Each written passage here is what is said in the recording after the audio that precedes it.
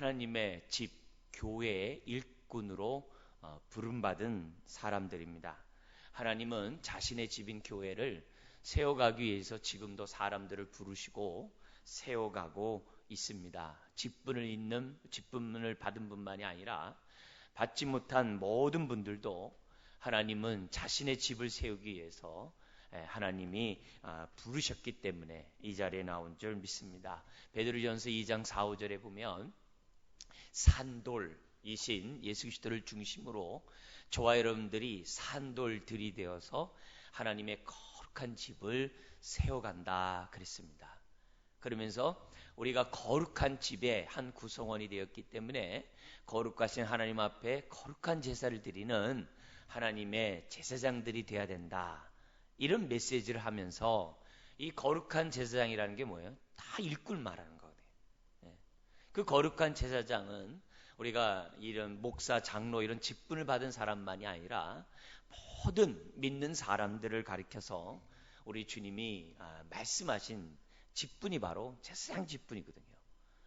그래서 하나님은 오늘도 여러 사람들을 부르셔서 하나님의 집을 갖다가 세워가고 있고 한 사람 한 사람들을 제사장 직분을 부여해 주셔서 제사장 직분들을 온전히 수행하도록 하나님은 지금도 이끄세요. 오늘 우리가 이처럼 여러분이 예배를 드리고 있으나만 여러분 모두가 다 제사장이에요. 인도는 제가 하고 있습니다만 여러분들도 함께 한 마음으로 우리를 구원하신 그 하나님의 은혜에 예배하는 저와 여러분들이 될 때 이 예배를 하나님이 기뻐 받으시죠. 그런 예배를 예배를 드리는 교회를 또한 우리 하나님은 기뻐하실 줄 믿습니다. 더구나 우리가 하나님의 일꾼으로 부름받았지만 구약의 모세와 같은 종이 아니에요. 히브리서 3장에 보면은 모세는 종으로 하나님의 집을 섬겼지만 예수님은 하나님의 아들로 교회를 섬겼다고 그랬어요. 하나님의 집을 섬겼다고 그랬어요. 오늘 예수 그리스도를 믿고 하나님의 자녀가 된 저와 여러분들은 모세와 같은 종의 신분이 아니라 자녀로서 하나님의 집을 섬기는 하나님의 일꾼인 것을 저와 여러분들이 잊어서는 안 됩니다. 자, 오늘 본문 6절에 보면 이런 말씀이 있어요. 내가 이것으로 형제를 깨우치면 그리스도 예수의 무엇이 된다고 그래요? 좋은 일꾼이 되어. 성경에 보면은 좋은 일꾼이라는 표현이 오늘 본문에 나오고 있습니다. 여러분이 일꾼이 되려면 좋은 일꾼이 돼야 돼요. 근데 누구의 좋은 일꾼이 되냐면 그리스도 예수의 좋은 일꾼이 돼야 돼요. 사람에게보다도 주님의 마음에 드는, 사람에게보다도 주님으로부터 사랑스러움을 받는 좋은 일꾼이 돼야 한다는 것을 의미합니다. 여기에 사용한 이 좋은이라는 이 단어는 모양만, 어떤 외적인 모습만, 무늬만 그런 일꾼을 말하는 게 아닙니다. 인격적으로나 성품적으로나 품위를 갖춘 부분에서나 모든 부분에서 주님을 닮은 그런 사람을 표현할 때 사용된 단어가 좋은이라는 단어예요.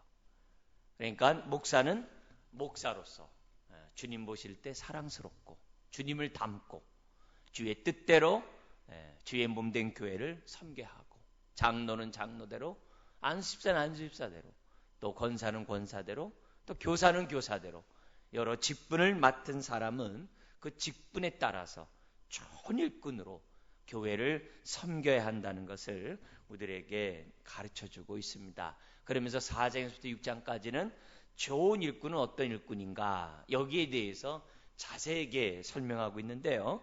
오늘은 4장에 나타난 우리 말씀을 통해서 정말 주님이 기뻐하는 좋은 일꾼, 좋은 일꾼이 되려면 우리는 어떻게 해야 하는가, 우리 한번 살펴보면서 저나 여러분 모두가 좋은 일꾼이 되기를 주의 이름으로 축원드립니다. 오늘 이 4장이 나타난 이 본문을 보면 크게 세 부분으로 나눠집니다. 1절에서 또 5절까지는 교회의 거짓 진리, 비진리를 가지고 교회를 흔드는 그런 자들이 교회에 나타날 것이라는 것을 1절 5절에 얘기합니다. 이러면서 좋은 일꾼은 누구냐? 진리의 터 위에 교회를 바로 세워나가는 사람이 좋은 일꾼이다. 이런 얘기를 해요. 그리고 6절에서부터 9절까지는 그 진리로 무엇보다도 자기 자신을 끊임없이 연단하고 무장 시켜나가야 한다는 것을 강조하는 것이 6절에서부터 9절 말씀입니다. 남을 가르치면서 자신을 연단하고 자신을 무장하지 않으면 안 되는 그런 모습을 얘기하고요. 10절에서부터 16절까지는 그 진리를 자신만 무장하는 게 아니라 다른 사람을 무장시켜 나가는 사람이 좋은 일꾼이다. 이런 얘기를 지금 4장은 우리들에게 설명하고 있습니다. 먼저 첫 번째 1절부터 5절 진리의 터 위에 교회를 굳건히 세워나가는 자가 좋은 일꾼이다 라는 이 말씀을 살펴보려고 합니다. 예나 지금이나 거짓된 진리로 믿음을 흔드는 세력들이 여전히 꾸준히 교회 안에 있어 왔음을 여러분들은 잘 알 겁니다. 그렇기 때문에 교회는 무엇보다도 바른 진리 속에서 바른 믿음을 세워나가는 것이 가장 우선돼야 될 사명인 것을 저와 여러분들은 잊어서는 안 됩니다. 우리가 바른 진리 안에 끊임없이 자라가지 않으면 나도 모르는 사이에 내 속에 있는 세상의 지식이, 나도 모르는 세상의 욕심이, 세상의 어떤 가치관이 저와 여러분들의 믿음을 얼마든지 흔들 수 있다는 사실을 교회 안에서뿐만 아니라 내 자신에게 있어도 그런 일이 생겨날 수 있다는 것을 항상 경계하셔야만 합니다. 자, 그럼 가운데 1절 말씀을 우리 한번 읽겠습니다. 그러나 성령이 밝히 말씀하시기를 후일에 어떤 사람이 믿음에서 떠나 미혹하는 영과 귀신의 가르침을 따르리라 하셨으니, 여러분 성령이 밝히 말씀하신 것이 있어요. 이건 뭐예요? 아주 너무나도 당연한 일이라는 거예요. 아주 강조하신 겁니다. 뭐냐? 후일에 어떤 사람들이 믿음에서 떠나는 일이 생긴다는 거예요. 어떤 사람들이 믿음에서 떠난, 그리고 누구의 가르침을 받는다고 그래요? 미혹의 영과 귀신의 가르침을 받는 끔찍한 일이, 그런 일이 발생한다라고 성령님이 밝히 말씀하셨어요. 아닌가 다를까 우리 초대교회 이후로 정말 이 전 세계 기독교 2000년의 역사를 보면 끊임없이 미혹의 영과 귀신의 가르침을 따르는 그런 사람들이 교회 안에서 생겨나고 있다는 거죠. 그러면서 이렇게 미혹의 영과 귀신의 가르침을 받고 거짓된 진리를 전하는 자는 누구냐? 2절에 보니까는 자기 양심이 화인 맞았어. 이 화인을 맞았다는 것은 뭐냐면 사탄의 종이 된다는 걸 말하거든요. 양심이 사탄의 종이 되어가지고 진리를 말하는 게 아니라 외식함으로 거짓말을 하는 자라에게. 그렇기 때문에 우리가 이 바울이 이렇게 지금 아주 정말 독서를 갖다가 서슴지 않고 우리에게 지금 강조하고 있는데요. 여러분, 저나 여러분 이 강조하는 이 부분을 관심 있게 보셔야 돼요. 왜 그래요? 거짓된 진리의 해악이 너무 무섭다는 사실을 간과해서는 안 돼요. 여러분이 기도하면서 하나님 앞에 기도하는 그 내용 가운데 이 부분이 들어가야 돼요. 하나님, 비진리가 교회 안에 자리 잡지 않도록 도와주십시오. 하나님, 내 가치관에 진리를 떠난 그 어떤 것도 자리 잡지 않도록 하나님 도와주시옵소서. 끊임없이 이 부분을 기도하셔야 돼요. 그렇지 않으면 우리의 믿음이 무너질 수 있고, 심지어 오늘 본문에 있는 것처럼 떠날 수 있다는 이 경계심을 저와 여러분들이 놓치지 말아야 돼요. 꼭 갖고 있어야 돼요. 바울이 이렇게 서슴지 않고 독서를 말한 이유는 다른 게 아니에요. 저와 여러분들을 각성시키고 진리 안에서 올바로 서도록 하고자 하는 정말 목회자의 마음입니다. 사랑하는 성도 여러분, 성령님이 밝히 증거하셨어요. 후일에 어떤 사람들이 정말 미혹의 영과 귀신의 가르침을 받아서 거짓말을 하는, 그것도 외식함으로 거짓말하는 그런 사람들이 교회 안에 생겨난다는 이 말씀 앞에 저 여러분들이 나는 아니야 하면서 무관심할 것이 아니라 저를 비롯해서 여러분 모두가 정신 차리고 깨어 있어야만 한다는 겁니다. 자, 그런 가운데 바울이 지금 1, 2절에서 강조한 이 말씀 가운데 이 두 단어를 여러분 잊어서는 안 됩니다. 디모데전서를 보면서 그게 뭐예요? 믿음과 양심이에요. 여러분, 믿음과 양심을 어디에서 봤죠? 1장에서 우리는 봤어요. 우리 1장 한번 넘어가겠습니다.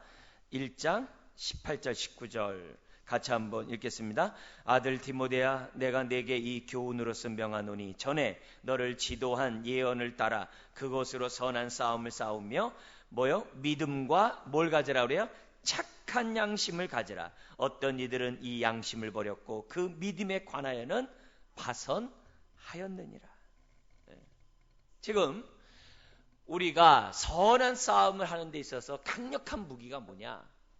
믿음과 착한 양심이라 했어요.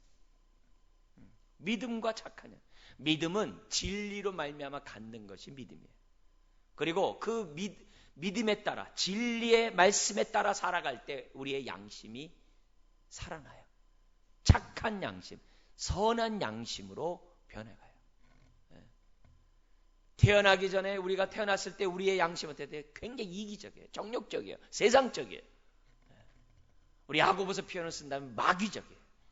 마귀적이라는 얘기는 사람들이 하나 되기보다는 다툼이 있고 시기가 있고 질투가 있고 하나 되지 못하는 그런 표현을 썼을 때 마귀적이라는 표현을 씁니다.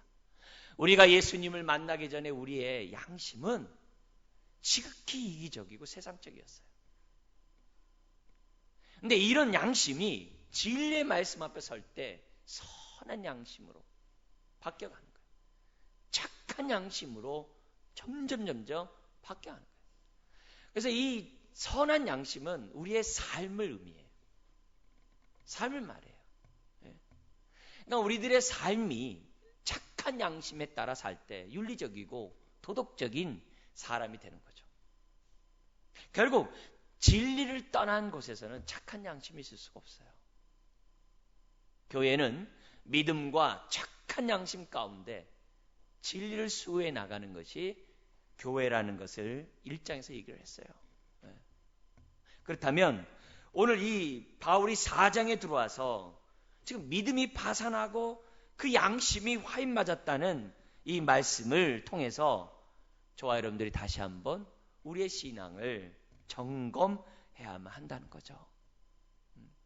후일에 성령님이 밝게 말씀했어요. 믿음이 파산하고 그 양심을 버리는 그런 사람이 생겨나는 이때, 그럴 때가 생겨난다는 것을 경고했기 때문에 저와 여러분들은 깨어서 바른 진리 속에 바른 올바른 믿음을 갖고 그 믿음 가운데 착한 양심으로 하루하루 살아가야 하는 그 선한 싸움에, 영적 싸움에 최전방에 저와 여러분들이 서 있다는 사실을 잊어서는 안 됩니다. 자, 그러면서 3절에 이렇게 화인 맞은 사람들이 하는 외식함으로 거짓말하는 내용이 뭐냐? 3절에 있습니다. 거기 보면 혼인을 금하고 어떤 음식물은 먹지 말라고 할 터이나 이렇게 돼 있어요. 혼인을 금하고 어떤 음식물을 먹지 말라. 여러분, 이것만 딱 봤을 때 우리가 생각하는 것이 뭡니까? 항상 혼인을 금하고 어떤 음식을 먹지 말라라는 그 말 속에서 뭘 느껴야 돼요? 이 사람들은 자꾸 거룩한 것과 거룩하지 않은 것을 구분하려고 해요. 세상을 자꾸 거룩한 것과 거룩하지 않은 것을 구분해요. 그래서 예배 드리는 것은 거룩한 것이고 일상생활하는 것은 거룩한 것이 아니고 덜 거룩하다. 뭐 이런 식으로. 뭐든지 자기 입장에서 볼 때 어떻게 돼요? 영적인 것은 신령하고 좋은 것이지만 육적인 것은 무조건 나쁘다. 영적인 것과 육적인 것 이렇게 구분해버려요. 그런 모습이에요. 그래서 우리가 보다 더 영적인 사람이 되려면 육적인 것을 없애야 된다. 육적인 것 가운데 하나가 뭐예요? 이 혼인, 결혼하는 것과 이 음식에 관한 거다. 그래서 음식도 먹을 것이 있고 먹지 말 것이 있다. 원래 레위기에 보면은 11장에 보면 음식을 먹을 것과 먹지 않을 것을 성경에서 기록해 놨어요. 근데 왜 음식을 먹을 것과 먹지 말 것을 왜 기록해 놨느냐? 그걸 통해서 어떻게 돼요? 우리의 삶이 하나님께 예배드리는데 부족함이 없도록 구별된 인생이 되라고, 거룩한 인생이 되라고 하나님이 음식을 구별하게 하게 하신 거예요. 그래서 음식을 통해서 뭘 보냐? 아, 나는 하나님 앞에서 이렇게 구별된 자인가? 나는 하나님 앞에서 거룩한 자인가? 이런 것들을 점검하며 하나님 앞에 예배하도록 하기 위해서 음식을 만들어놨는데 그 본래 정신을 싹 빼버리고 음식만 구별해요. 음식만 구별해요. 돼지고기 먹으면 안 된다, 오징어 먹으면 안 된다, 뭐 이렇게 얘기를 해요. 그 음식이 중요한 게 아니라 정말 그 사람 하나님의 음식을 구별하게 하는 그 의도를 잘 파악해서 구별된 삶을 살아야 되는데 구별된 삶을 살지 않고 형식적으로 음식만 구별하고 있으니 이게 외식이죠. 이게 외식이죠. 근데 어느 종교나 보면 뭔가 행위로 구원을 얻고자 하는 모든 사람들의 그 마음에는 모든 종교는 똑같아요. 다 이 금욕주의가 들어와 있어요. 모든 종교에 다 금욕주의가 있어요. 네, 여러분 절제는 필요하지만 금욕주의는 성경적이 아니에요. 더구나 육적인 것을 속되다 하고 속되다 하고 또 어떤 의식에 있어서 거룩한 의식이 있고 그렇지 않은 일상생활은 거룩하지 않는 이런 식으로 구분하는 이런 태도들은 하나님의 뜻이 아니에요. 그러면서 우리 주님은 이렇게 얘기를 합니다. 거기 3절 하반절에 어떤 사람이 혼인을 금하고 어떤 음식물을 먹지 말라 터이나 음식물은 하나님이 지으신 바니 이렇게 돼 있어요. 하나님이 창조하셨다 이게. 또 결혼을 하나님이 제정하신 거죠. 그러면서 뭐라고 얘기합니까? 믿는 자들과 진리를 아는 자들이 감사함으로 받을 것이라. 하나님이 지으신 모든 것이 뭐하다고 그래요? 선하매.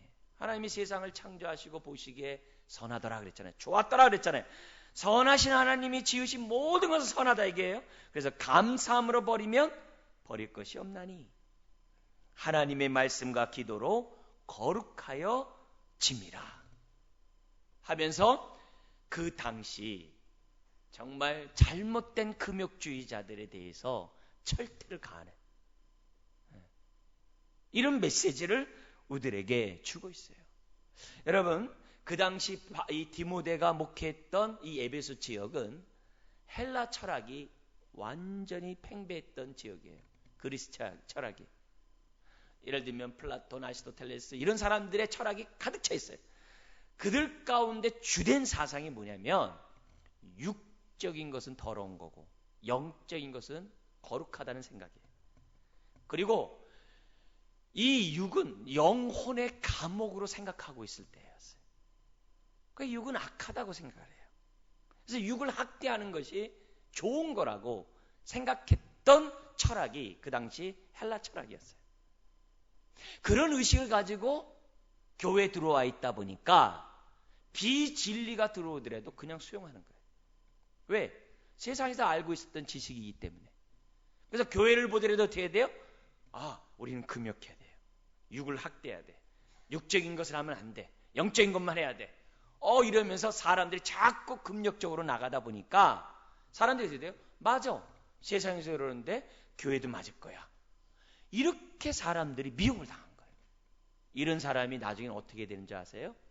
예수님이 육신 입고 이 땅에 온 것조차도 거부를 해요. 왜요? 육은 더럽고 속된 거기 때문에. 그럼 예수님이 육체로 이 땅에 오신 것을 거부하면 어떻게 돼요? 피 흘림이 없어요. 십자가에 죽을 수가 없어요. 그러면 어떻게 돼요? 저와 여러분들의 죄가 대속받을 길이 없어요. 이들이 신령하다고 하면서 어떻게 돼요? 육적인 것을 무시한 그 결과 나중에는 예수님이 성육신한 것까지도 무시를 해버려요. 더 나아가서는 우리 1장에 나오는 그 사람들처럼 부활 자체도, 우리 육의 부활 자체도 부인해버려요. 왜? 육은 더러운 거니까. 육은 무가치한 거니까. 왜요? 플라톤이 그랬거든요. 우리의 영혼이 육체를 벗어나는 것이 구원이다 했거든요. 네. 그러니까 그런 의미에서 우리들이 그런 세상의 가치관이 교회 안에 들어와서 심지어 진리까지도 왜곡시켜 버리니 얼마나 우리 주님 마음이 답답했고, 사도 바울이 볼 때 얼마나 답답했겠어요. 그래서 성령이 밝히 말씀하시기를 후일에 미혹영과 귀신의 가르침을 따르라. 여러분, 오늘도 우리가 신앙생활하면서 정말 우리들이 세상의 가치관, 세상의 어떤 철학들, 세상에 내가 갖고 있었던 어떤 경험, 지식들, 이런 것들을 하나님의 말씀에 따라서 비춰보지 않으면 나도 모르는 사이에 그것이 나에게 누룩이 되어서 우리의 믿음을 흔들어 놓고, 그릇된 믿음이 어떻게 돼요? 착한 양심이 살아나지 못해요. 그럼 우리의 인생이 어떻게 돼요? 나도 모르는 사이에 외식적이 되고, 나도 모르게 세속적인 사람이 될 수 있다는 사실을 잊어서는 안 돼요. 그래서 우리가 이 본문에서 우리가 깨달을 것은 뭐냐면, 우리가 신앙생활하면서 보다 더 신령한 사람이 되고자 진리를 떠나서 내가 영적인 사람, 신령한 사람이 되고자 하면 그건 귀신의 가르침을 따르는 거예요. 그래서 내가 신령한 사람이 되려면 진리의 말씀에 따라 철저히 저와 여러분들이 서야 돼요. 진리의 말씀이 기준이 돼야 돼요. 내가 막 기도를 내가 막 이렇게 막 신령하게 한다고 신령한 게 아니에요. 아무리 기도를 갖다가 신령하게 하고, 아무리 기도 한 번 하고 눈 뜨면 막 한 달이 지났다 할지라도 진리에 따라 기도하지 않으면 그 내용도 의미가 없는 거예요. 의미가 없는 거예요. 저와 여러분들이 행동하는 그 모든 것, 진리에 따라 해야 한다는 것을 우린 기억해야 돼요. 여러분, 고린도 교회가 성령의 9가지 은사가 있었어요. 신의 은사도 있었고요, 예언의 은사도 있었고요, 방언과 통변의 은사까지 있었어요. 그러다 보니까 어떻게 교회들이 어떻게 돼요? 교회 안에서 막 서로 방언 자랑하는 거예요. 서로 막 예언 자랑하는 거예요. 그러니까 교회가 막 시끄러운 거예요. 막. 에? 그러니까 바울이 고린도 교회를 향해서 막 질서에 따라 하라고 막 얘기를 해요. 막 그런 얘기 막 합니다. 그러면서 바울이 그 고린도 교회를 향해서 막 또한 지혜와 지식의 은사가 또 얼마나 많은지 몰라, 그 교회. 그러니까 서로 어떻게 해야 돼요?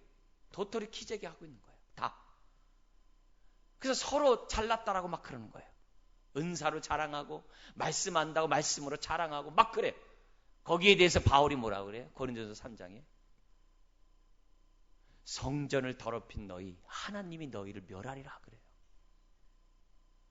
너희들이 육에 속한 자고 신령한 자라고 내가 대할 수 없다. 밥을 먹는 자라고 말할 수 없다. 젖이나 먹는 자고 어린 자요, 육에 속한 자다 하면서 막 바울이 고린도서 3장에 막 혼을 냅니다. 뭐예요? 아무리 그들이 그런다 할지라도 진리를 떠나는 가운데 그렇게 자랑한다고 한다면 그게 미혹의 영을 받은 거죠. 그게 귀신의 가르침을 받고 하나님의 진리를 왜곡하고 있는 행동들이죠. 그래서 성전을 더럽힌 너희, 그게 고린도전서 3장 10절 17절에 무슨 말씀이죠? 내가 너희를 멸하리라. 교회 안에서 정말 진리로 하나 되지 아니하고 오히려 시기하고 질투 가운데 남아있는 그 육적인 행동에 대해서 얼마나 무섭게 말씀하는지 모릅니다. 여러분, 그러기 때문에 우리는 신령하다고, 뭔가 영적이다고 하면서 나 나름의 기준에 임의대로 속된 것과 거룩한 것, 영적인 것과 육적인 것 함부로 구별해가지고서 판단하는 이런 행동들은 저와 여러분들이 해서는 안 된다는 거죠. 우리의 모든 것은 다 진리를 따라 베드로도 열심히 기도하고 있었어요. 기도하는 가운데 환상을 볼 정도였어요. 하늘에서 보자기가 내려와요. 보니까는 레위기 11장에 나와 있는 것처럼 유대인들이 먹지 않는 음식물이 그 안에 가득 들어있는 거예요. 그걸 보고자 하늘에서 음성이 내려와요. 먹으라는 거죠.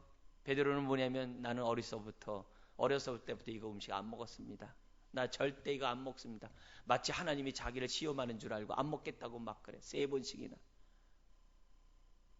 하나님이 그러잖아요. 내가 정말 거룩하다고 한 것을 갖다가 네가 왜 속되다 하느냐. 우리가 신앙생활하면서 얼마든지 그럴 수 있어요. 우리가 금욕할 수 있죠. 절제할 수 있죠. 그러나 그 금욕이 금욕주의가 되어서 남을 정죄하고 판단하면 안 되는 거예요. 로마 교회 문제가 14장에 보면, 로마서 14장에 보면 먹고 마시는 날과 절기 문제 때문에 누구는 고기를 먹고 누구는 안 먹는 거예요. 서로 평론해요. 그러자 하나님이 뭐라 그러냐면 너희들 왜 그러냐. 안 먹는 자도 주를 위해 안 먹었고 먹는 자도 주를 위해 먹었다. 왜 너희들끼리 서로 돌보지 않느냐? 서로 이렇게 받지 않냐? 이랬어요. 근데 이 받는다는 단어가 무슨 단어냐면요. 상대방이 먹는 것에 대해서 뭐 인정해줘라, 관용을 베풀라, 뭐 이렇게 뭐 포용할 그런 단어가 아니에요. 서로 받들라라는 그 단어가 뭐냐면은 서로 어떻게 돼요? 하나님이 너희를 정말 성만찬에 너희를 초대해서 식탁에 교제를 나눈 것처럼 그 음식을 먹는 사람, 안 먹는 사람 서로에 대해서 어떻게 돼요? 함께 해야 돼. 주님처럼 식탁에 교제를 나누면서 서로 받을 것을 요구하는 단어예요. 우리가 교회 생활하면서 교회 다니면서 우리가 그럴 때 있잖아요. 대충 인사가 안녕하세요. 마음에 안 들어도 안녕하세요. 그냥 적당히 선 긋고 얼마든지 하죠.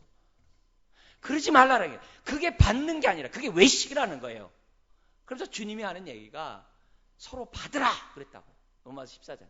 그게 함께 식탁의 공동체를 누리면서 진심으로 주님이 나를 초대한 것처럼 진심으로 서로를 초대하는 사람이 돼야 한다 그랬어요. 우리가 신앙생활하면서 교회 안에서 우리의 진리가 얼마나 사탄이 교묘하게 흔들어 놓는지를 우리는 이 1절에서 5절의 말씀을 통해서 살펴봐야만 합니다. 예나 지금이나 지금도 비진리로 우리의 믿음을 파손시키는 그런 세대 속에 저와 여러분들이 살고 있어요. 이 작은 나라에 얼마나 많은 이단들이 많은지 몰라요. 200만 명이나 된다고 그래요. 우리나라가요. 그러니까 이런 의미에서 우리가 바른 진리의 터 위에 굳건한 믿음, 굳건한 교회를 세우는 것이 오늘 저와 여러분들이 갖는 사명인 줄 믿습니다. 그럴 때 좋은 일꾼이 되는 거예요.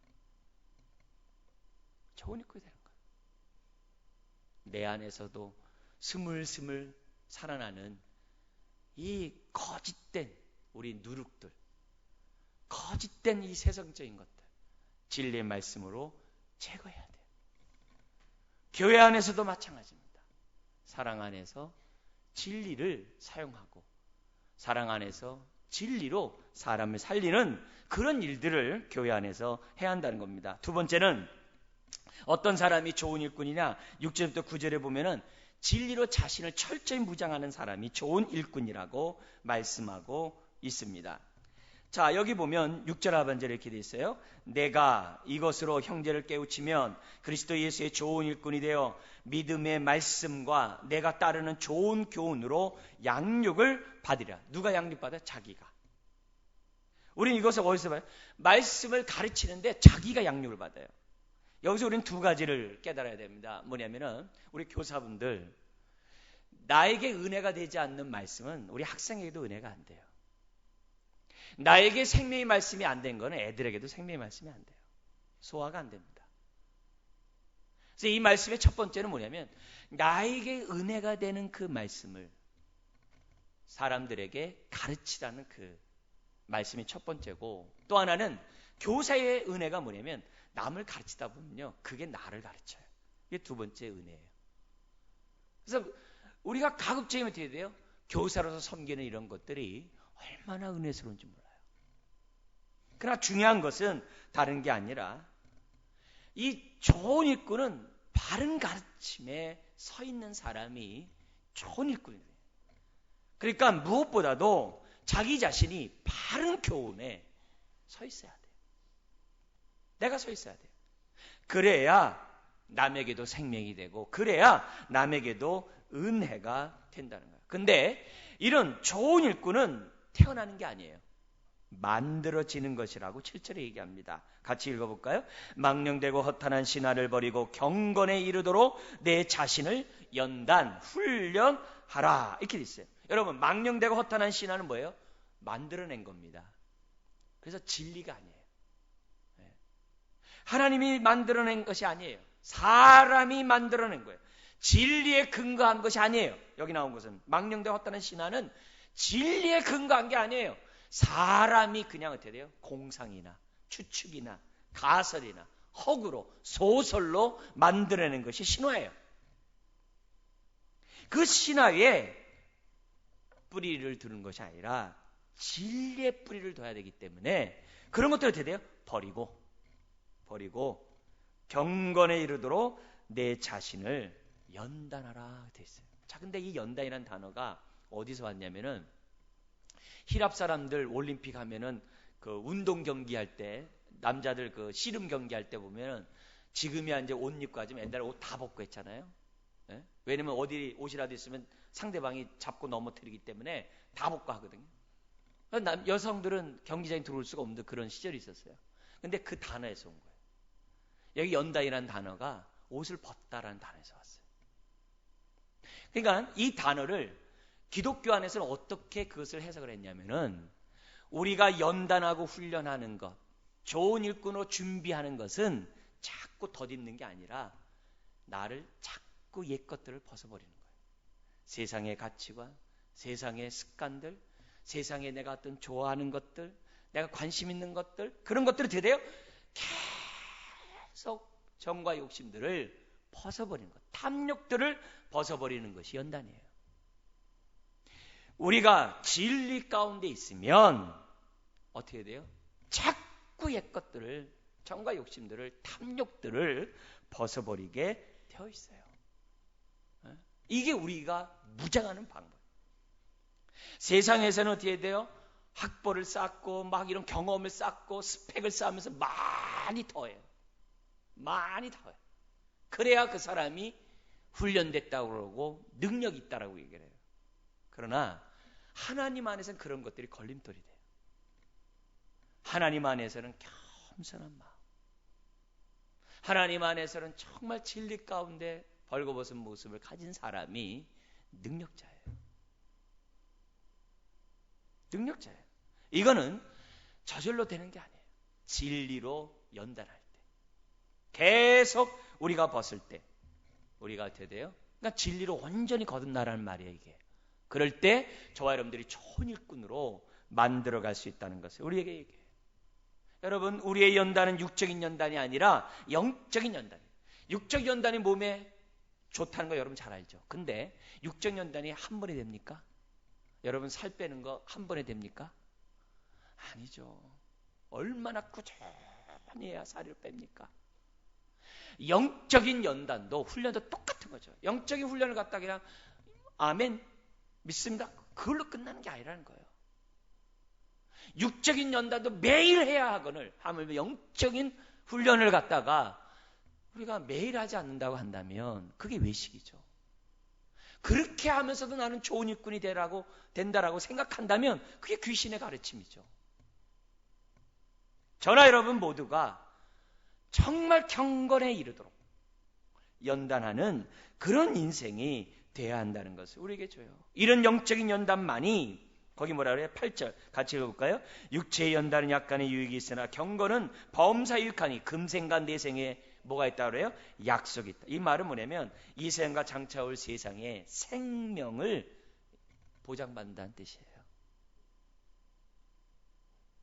오늘 이 말씀이 정말 우리에게 정말 영이요 생명이 됐으면 좋겠어요.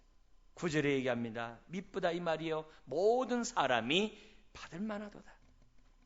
우리는 지각을 사용함으로 연단을 받아서 선악을 분별하면서 계속 옛 것들은 벗어버리고 새 것을 입어야 돼. 우리는 하나님의 선하시고 기뻐하시고 온전한 뜻이 무엇인지 계속 분별하면서 내 자신을 드리기를 힘써야 돼요. 그래서 우리는 신년에서부터 성경 읽게 하죠. 사순절 기간 동안에 암송하죠. 성경 쓰죠. 왜요? 연단하기 위해서. 근데 그런 걸 통해서 내가 벗어버리는 것이 없다면은 그건 외식이죠. 형식이죠. 끊임없이 계속 기도원도 가고 또 여러 가지 훈련도 하고 제자 훈련도 하고 다 뭐예요? 진리로 무장하게 한 거죠. 그 무장은 뭐예요? 계속 옛 것들을 벗어버리는 거죠. 그래서 우리의 믿음과 우리의 양심이 살아나도록 저와 여러분들은 훈련해야 돼요. 우리의 믿음은 진리를 떠나서는 없어요. 끊임없이 주의 말씀을 배우고자 하고 주의 말씀으로 양육받고자 해야 되고 그리고 우리의 양심이 살아나도록 하기 위해서 순종해야 돼요. 순종 없이 양심은 안 살아나요. 순종할 때 우리의 양심이 살아나요. 그럴 때 저와 여러분들이 어떻게 돼요? 이기적이고 정력적이고 세상적인 우리의 양심들이 제거되는 거예요. 근데 안타깝게도 우리가 아침마다 일어나면 욕심은 또 살아나요. 우리가 한순간이라도 멈추는 순간에 영적인 훈련을 멈춘 순간에 육적인 것은 또 살아나요. 심지어는 내가 은혜를 받았어도 내가 더 받았다라고 자기 자랑해요. 그게 우리 욕심이에요.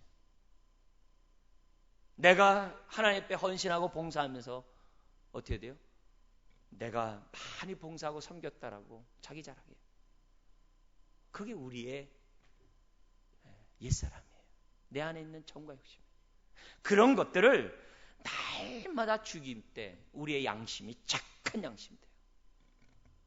이걸 버리지 않으면 나는 계속 나도 모르는 사이에 미혹의 영과 귀신의 가르침에 따라 살아갈 수밖에 없는 자가 오늘 나의 모습인 것을 잊어서는 안 돼요.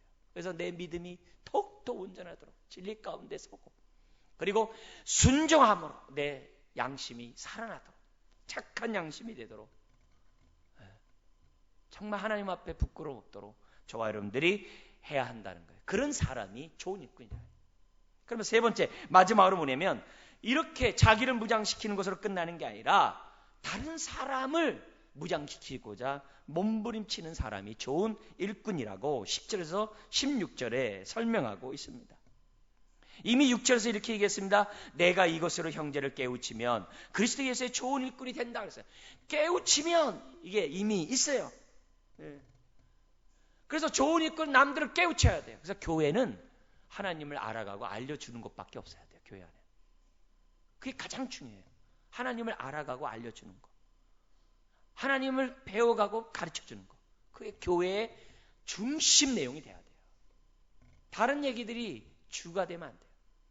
교회는 항상 진리가 중심이 돼야 한다는 것을 우리들에게 가르쳐줘요. 그러면서 10절 이하에 본격적으로 얘기를 합니다. 어떻게 얘기하냐면은 우리가 무장시키기 위해서 어떻게 해야 되는가. 이 단어들이 참 굉장히 이 전투적인 단어를 쓰고 있어요. 10절에 보면은 이렇게 되어 있습니다. 같이 한번 읽어볼까요? 이를 위하여 우리가 수고하고 힘쓰는 것은 우리의 소망을 살아계신 하나님께 두미니 곧 모든 사람 특히 믿는 사람들의 구주를. 여러분 본격적으로 우리가 이 좋은 일꾼이 어떻게 다른 사람을 무장시키기 위해서 해야 되는가 네 가지를 얘기해요. 첫 번째는 수고하고 힘쓰는 거예요.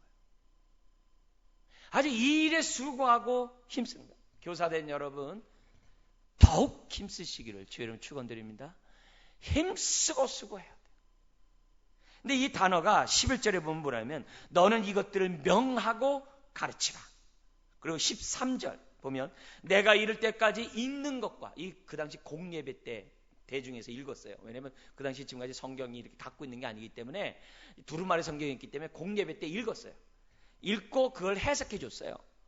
그래서 읽는 것과 권하는 것과 가르치는 것을 뭐 하라고 그래요? 전념하라고. 뭐예요? 최선을 다하라는 것이 첫 번째예요. 그래서 좋은 일꾼은 최선을 다해요. 전념해요.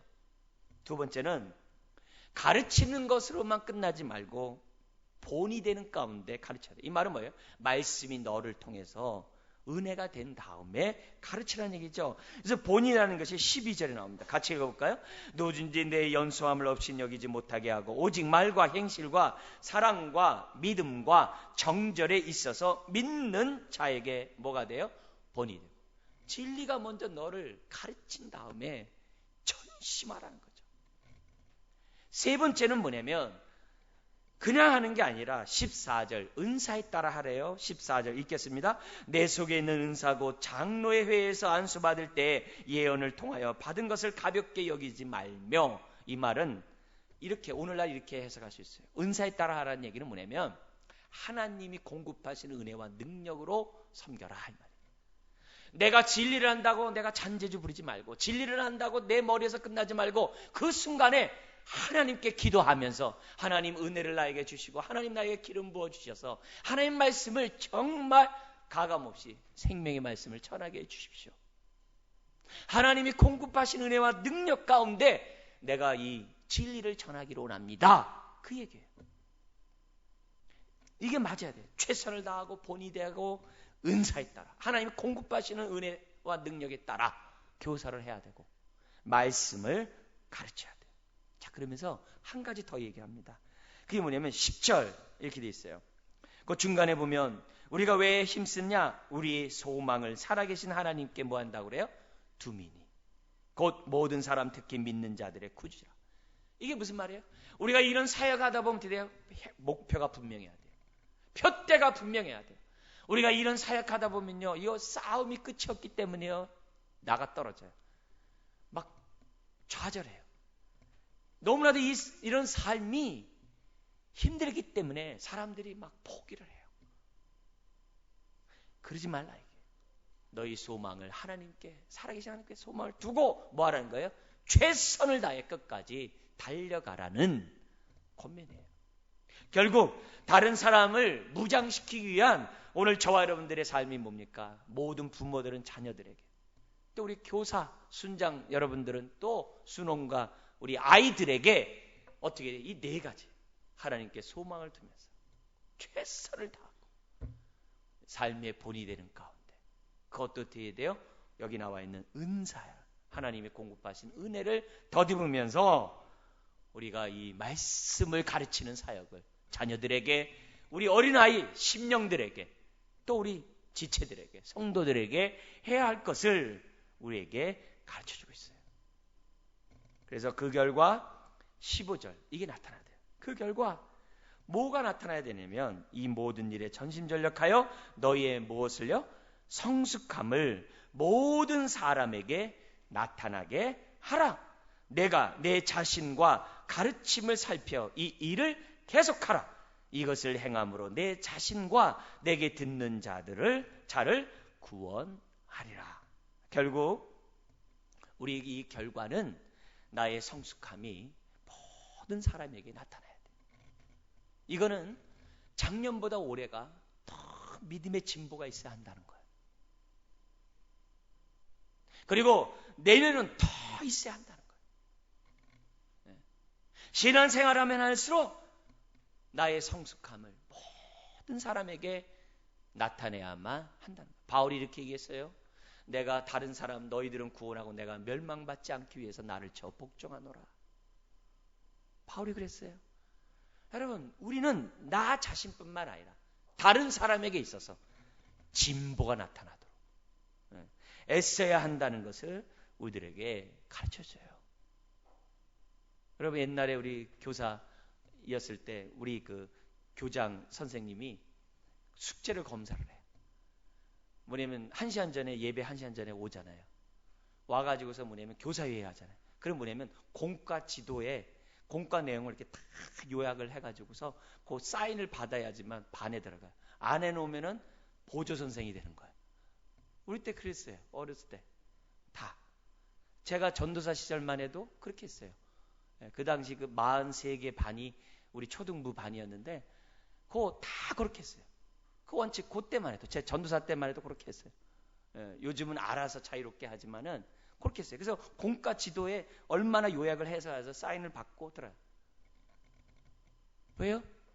내가 진보를 갖고 와야죠. 그렇지 않으면 어떻게 돼요? 성경 한번 쭉 읽어보고 내가 아는 지식으로 가르쳐요. 엉뚱하게 가르치면서 자기는 잘 가르쳤다고. 여러분 그렇지 않아요. 그렇지 않습니다.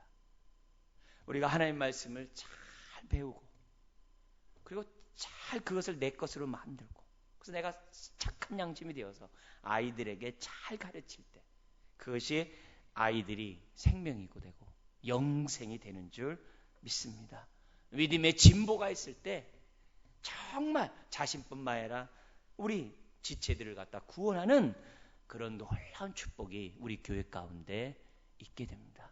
여러분 우리에게 맡긴 영혼들 한 영혼도 잃어버리지 않고 바른 진리 속에서 하나님께 기쁨이 되는 그런 인생이 되도록 우리 모두 힘쓰기를 주의 이름으로 축원드립니다. 기도하겠습니다. 하나님 아버지